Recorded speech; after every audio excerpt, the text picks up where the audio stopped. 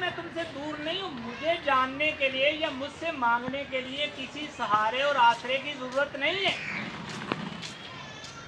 مجھے جس وقت جب جہاں چاہو گے پکارو گے میں تمہاری پکار کو سنوں. یعنی جب وہ یہ کہتا ہے میں تمہارے قریب ہوں, بہت زیادہ قریب, تم 2 ہوتے ہو میں تم میں تیسرا, تم 3 ہوتے ہو میں تم میں چوتھا. اس کا مطلب ہے تم اس تک پہنچنے کے لیے کسی کے محتاج نہیں ہو. رات کی تنہائی میں پکارو گے وہ تمہارے ساتھ ہے, دن کی روشنی میں پکارو گے وہ تمہارے ساتھ ہے. تمہیں اس تک پہنچنے کے لیے کسی آسرے کی, کسی اس سہارے کی کوئی ضرورت نہیں.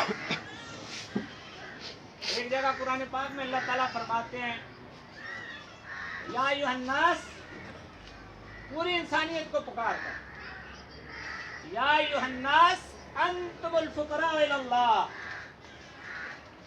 واللہ هو الغنی الحمید ان یشاء یذھبکم ویأت بخلق جدید وما ذلک علی اللہ بعزیز. پورے کے پورے انسانوں, یہ نہیں کہ میں تم مسلمانوں کا رب ہوں, صرف میں خالق مسلمانوں کا ہوں, میں پوری کی پوری انسانیت کا خالق ہوں. وہ مجھے مانے یا نہ مانے, وہ بلیور ہے یا نان بلیور, وہ مجھے مانتا ہے یا نہیں مانتا, میں سب کا خالق ہوں, مالک ہوں.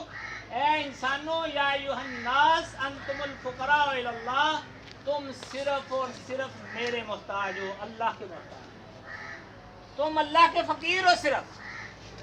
یا ایھا الناس انتم الفقراء الی اللہ واللہ هو الغنی الحمید, صرف اسی ایک کی ذات ہے جو کسی دوسرے کی محتاج نہیں.